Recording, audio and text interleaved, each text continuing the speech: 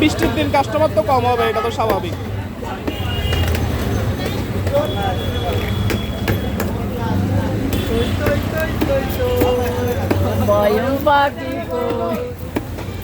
এরা বেশি মস্কারি করার ভালো লাগতো আমার লগে।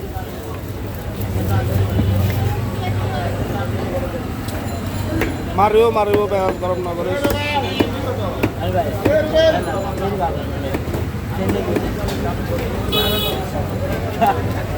মাথার সমস্যা,